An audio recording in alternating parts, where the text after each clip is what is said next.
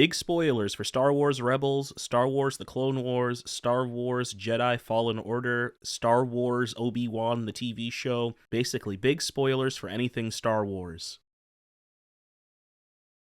Over the past 2 months, I've been on a journey through the animated show Star Wars Rebels, all in preparation for the new Ahsoka show on Disney+. While the consensus on the Clone Wars was that it's an indispensable part of the Star Wars lore, I heard a lot of negative things about Star Wars Rebels, such as, the animation looks terrible, the lightsabers are goofy looking, and it's not as emotionally resonant. Nevertheless, my excitement for Ahsoka, which is said to be essentially Season 5 of Star Wars Rebels, encouraged me to give it a fair chance. After watching the entire series, I must confess that my feelings about Star Wars Rebels are mixed. While it undeniably has captivating moments, brilliant character arcs, and ties to the broader Star Wars saga, it's really inconsistent. Whether that's because of the unnecessary tone shifts or the quality from episode to episode, it left me yearning for something more. But as I look back on my viewing experience, I can't help but appreciate the unique aspects that Star Wars Rebels brought to the galaxy far, far away, even though my enthusiasm for it might not reach the same heights as it did for the Clone Wars.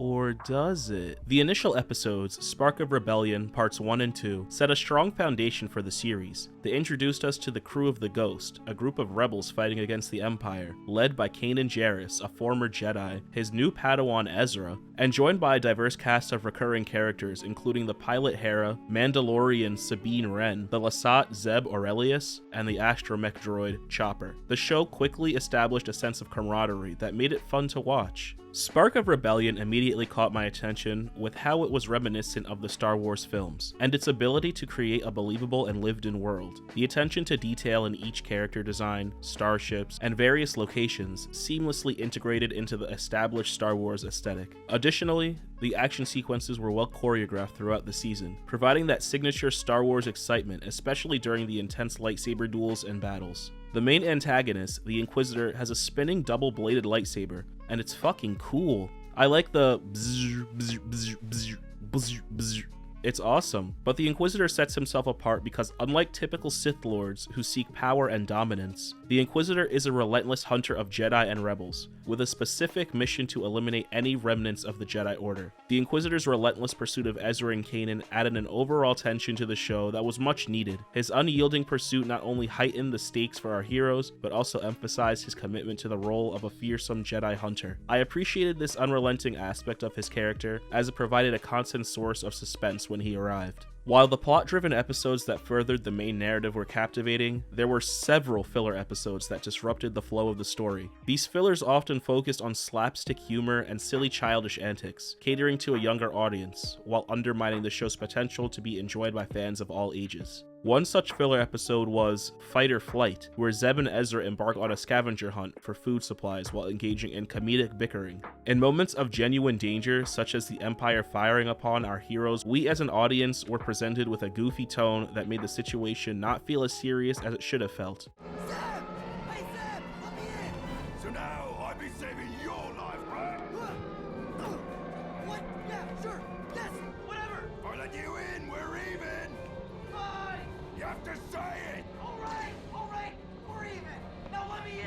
It comes off as unprofessional and childish. While the lightheartedness brought some humor, it seemed like a missed opportunity to explore characters' backstories and their universe's rich lore. When Star Wars, or any story, is at its best, each moment contributes to the bigger picture, and you feel like everything you're watching actually matters. Like in the episode Rise of the Old Masters, which delved into Kanan's struggle as a Jedi in hiding, and his role as Ezra's new mentor. The emotional gravity of this episode successfully tied into the wider Star Wars lore, echoing the Empire Strikes Back with Yoda training Luke Skywalker. It was these moments of connection to the films and exploration of complex characters, such as Kanan's inner conflict between embracing his Jedi identity and staying hidden, that kept me invested in the show, even during the filler-heavy stretches. What also helped was the show's willingness to tackle grounded themes, like the cost of fighting for a cause, the weight of leadership shown from Kanan and Hera, and the personal sacrifices made in episodes such as Empire Day and Gathering Forces. Explored the emotional turmoil faced by Kanan and Ezra as they grappled with their identities and the impact of living under the Empire. As the season concluded with fire across the galaxy,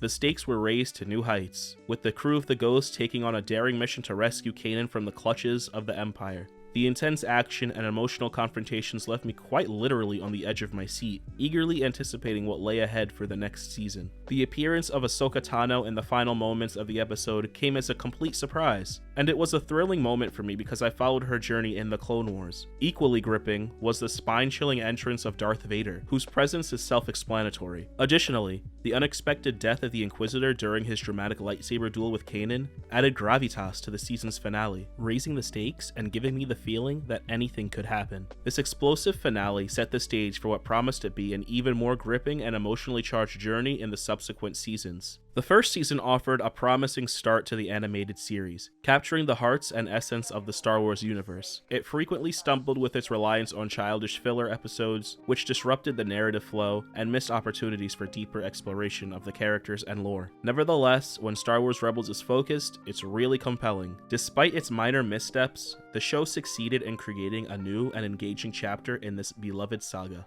Season 2 had the same strengths and weaknesses as Season 1. I wanted a consistent season that fired on all cylinders, but I found myself once again encountering episodes that lean towards childish bullshit. I think it's super weird that these moments of death and chaos are interrupted with people smiling and lighthearted side conversations. People are dying. Get serious. It's super unrealistic in this space opera about wizards who have swords made out of lasers. These moments felt more like humorous filler material, rather than delving deeper into the show's central narrative or exploring the character's growth. For example, in The Mystery of Chopper Base, characters make quips and jokes throughout the whole ordeal. Do they realize that if they fail securing this sector and these spider creatures run rampant, that there will be no base of operation for the rebellion? Why is everyone joking around during this serious as hell mission? Why are we following this Imperial droid around in The Forgotten Droid? And why is it not taken seriously when he defects to the rebellion? He probably knows of Empire secrets, but nobody on the Star Destroyer he worked on really cares to find him and destroy him before he joins the rebels. They even made double-bladed lightsabers helicopters in this season.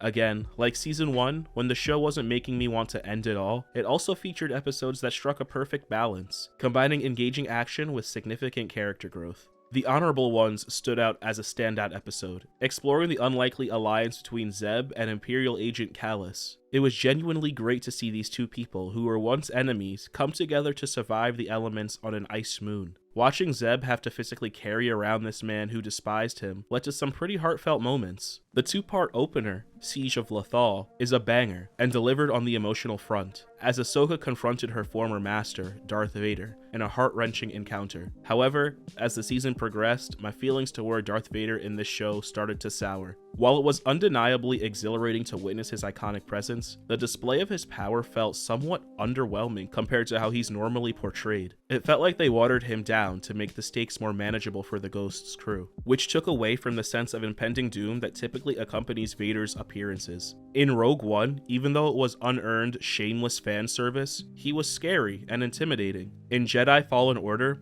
he was immovable and powerful, but he showed up right at the end of the game when you have gotten all of your perks and unlockables, and felt like a true powerful Jedi Knight, just to be thrown around like none of it mattered in the eyes of him. Hell, even in Obi-Wan the show, he felt like an evil motherfucker, luring out Obi-Wan by killing civilians. In Rebels, I felt none of that. It was such a waste of the character. Despite this inconsistency throughout the season, Season 2 stuck the landing in the finale. One of the standout moments was the emotionally charged final confrontation between Ahsoka and Vader. Their lightsaber duel was as intense and emotionally resonant as expected, and it was a defining moment for Ahsoka's character development. The revelation of Darth Maul's return in the finale was thrilling, but also extremely puzzling. While it was undeniably exciting to see this iconic Sith Lord back in action, his presence felt somewhat random and unexplained. I would have loved to learn more about how he ended up here after the Crimson Dawn fiasco in Solo: A Star Wars Story, but that unfortunately remained a mystery. It's kind of strange that my main positives about this season have mostly to do with the established characters though. I really like that aspect of Rebels, but everything else doesn't feel nearly as important. It's also a little strange that Darth Maul returning in this finale felt like the writers were trying to top Ahsoka showing up in the previous season's finale. Of course, Darth Maul has a small arc in the next season, but that also felt very throwaway. Well, as Season 2 ended, I thought to myself, they've had 2 seasons to fix the issues with the show. Surely Season 3 will be better. No rocket, it's too loud. Now jump.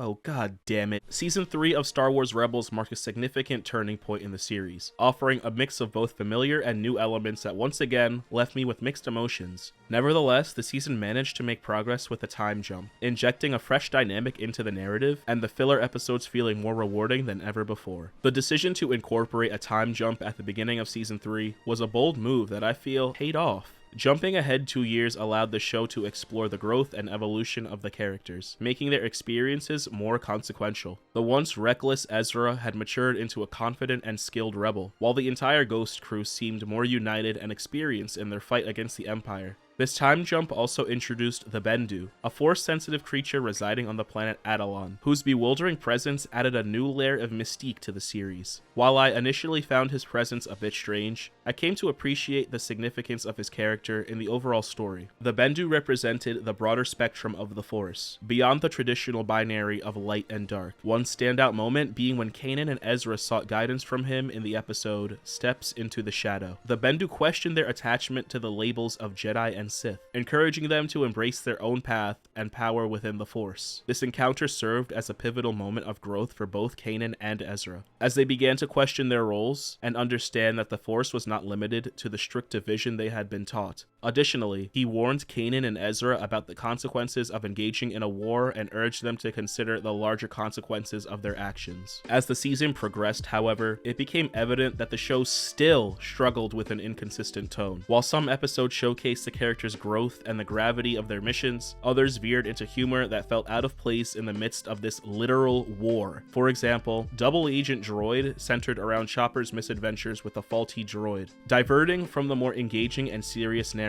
It was super frustrating to see the show fall back into these lighthearted moments when it had demonstrated its potential for deeper storytelling. Of course, there are moments where comedy could come across as more impactful than drama, but with this show, they consistently teeter between tones, and it's impossible to feel anything worthwhile when they're doing that in the span of a 20-minute episode. On a positive note, I found the filler episodes in Season 3 to be more rewarding compared to the previous seasons. One notable example was Trial of the Darksaber, which delved into Sabine's backstory and her relationship with the ancient Mandalorian weapon. This episode provided much needed character development for Sabine, exploring her internal struggles and the weight of her past decisions of building weapons for the Empire. Legacy of Mandalore, another episode dealing with Sabine, continued her journey, bringing her face to face with her family and the consequences of her actions during her time with the Empire. These developments added depth to her character and further solidified her place in the overall narrative. As the season progressed, the stakes felt higher, and the characters faced greater challenges that kept me invested in their journey. One of the defining elements of Season 3 was the introduction of the infamous Grand Admiral Thrawn. While I appreciated the addition of Thrawn to the series, I found his characterization slightly lacking in depth compared to his portrayal in Star Wars Legends material.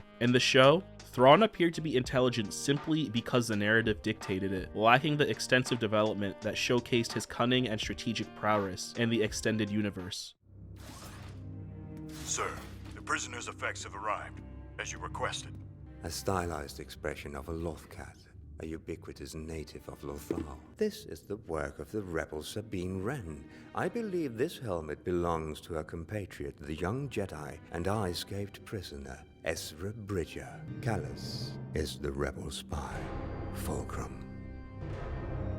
Nevertheless, I welcome the move to incorporate a character from Star Wars Legends into the canon, acknowledging the vast history of the franchise and dedication to honoring its past. Just like the previous 2 seasons, the finale kicked my socks off. The 2-part finale, 0 Hour, contained grand-scale battles, and the Empire's relentless assault on the Rebel base on Atollon heightened the stakes to a serious high. I found myself emotionally invested in every moment, eagerly rooting for the Rebels as they faced seemingly insurmountable odds. As the dust settled from Thrawn's assault and the season concluded, I couldn't help but feel excitement for what Season 4 would bring. The Rebels, seemingly defeated and helpless, looked almost hopeful for the future, kind of like another moment at the end of a Star War. While watching Season 1 and most of Season 2 felt like a chore to get through, the enthralling Season 3 finale had solidified my commitment to see the story through to its conclusion, and I eagerly looked forward to what was ahead in the next chapter, and for good reason too, because... this is where the fun begins.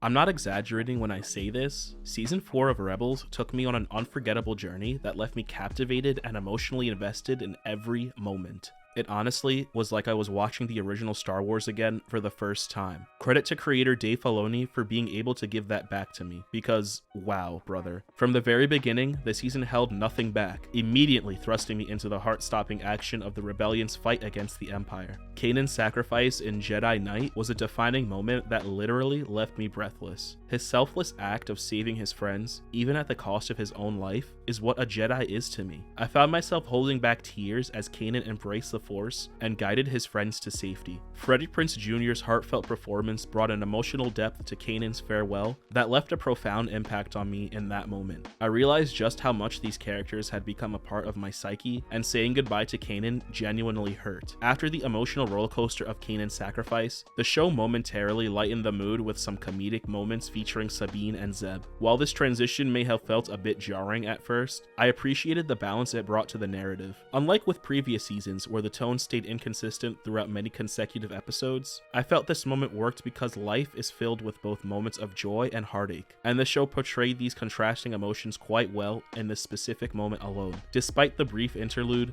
I found myself anticipating the grand finale, eager to see how the show would tie all the loose ends together. Season 4 thrilled me with its inclusion of elements from Star Wars Legends as well. Like the previous season, it added a layer of depth and nostalgia that resonated with me deeply. Although like Darth Vader, Emperor Palpatine may have felt somewhat watered down compared to his portrayal in other media, his return was nonetheless chilling. The ancient Sith temple on Lothal was another delightful nod to Star Wars Legends. As Ezra delved into the temple's secrets, it felt like a journey into the heart of Star Wars lore, expanding the scope of the series beyond the confines of its own narrative. These nods to the extended universe enriched the storytelling experience, serving as a testament to the show's commitment to honoring the larger Star Wars mythos, and its dedication to delighting fans with familiar elements. It felt like nostalgia done right, and with heart. Season 4 also finally gave Grand Admiral Thrawn the spotlight he deserved as a formidable antagonist. Lars Mikkelsen's exceptional voice performance breathed life into the character, adding a menacing aura that kept me hanging on every word Thrawn spoke. His strategic genius was on full display as he plotted and schemed against the rebels, showcasing a level of sophistication and insight that set him apart from many other villains in the Star Wars universe. While most other villains in Star Wars seem to just be specifically either leaders or pawns, Thrawn felt like a legitimate antagonist, and didn't have to be force sensitive to do it. But while he may not have reached the iconic status of, let's say, Darth Vader, he left a lasting impression as a captivating and memorable antagonist. The episodes A World Between Worlds and the two-part finale, Family Reunion and Farewell, are up there with some of the best stories that Star Wars has to offer. No joke, I was shocked. The concept of the space and time portal was honestly brilliant, allowing Ezra to access moments from the past and the future through forces, first introduced in the Clone Wars series. As iconic scenes from the entire saga interwove with the present narrative, it was a breathtaking spectacle that celebrated the franchise's legacy. The exploration of themes like grief and loss were handled with sensitivity and care, and I found myself reflecting on the profound impact these themes have, as Ezra grappled with a decision between saving Kanan or altering the course of time to prevent past tragedies. This moment dealt with the harsh reality of loss, and watching Ezra grow and come to terms with his pain and ultimately choosing to let go was a deeply moving experience. This moment in previous seasons might have been interrupted by an abrupt tone shift, but here, Rebels remained grounded in its exploration of the human experience. That's the lesson. I didn't see it, but now, sometimes I wish my life were different. I wish I could see my mom and dad. Why can't things be like they were? This season made the journey through the previous seasons of Rebels undeniably worth every moment, as it paved the way for the breathtaking and emotionally charged finale. The character development, epic battles, and thematic exploration across the earlier seasons laid the foundation for the grand storytelling that awaited in this final chapter. As I followed the trials and triumphs of the Ghost crew, I must have felt something deeply emotional during these seasons, for it was the investment that made Season 4 all the more impactful. The growth of each character and the bonds they formed with one another resonated with me, forging a connection that drew me closer to their struggles and victories. By the time Season 4 arrived, I was fully immersed with the lives of these characters, and the season's poignant moments had me on the verge of tears. It was a testament to the power of long-form storytelling, where the investment of the character's journey paid off in an emotionally resonant and satisfying conclusion that left a lasting imprint on my well-being. Star Wars Rebels proved to be an extraordinary, if not super mixed addition to the Star Wars saga, and is undeniably a worthy and essential piece of Star Wars lore, and I eagerly look forward to the future of these characters in Ahsoka. If you enjoyed this video, hit the like button. If you agree or disagree, tell us in the comments. Subscribe if you haven't already. Share with your friends, do all the things. Stuff is cooking. Let us cook. Okay, goodbye.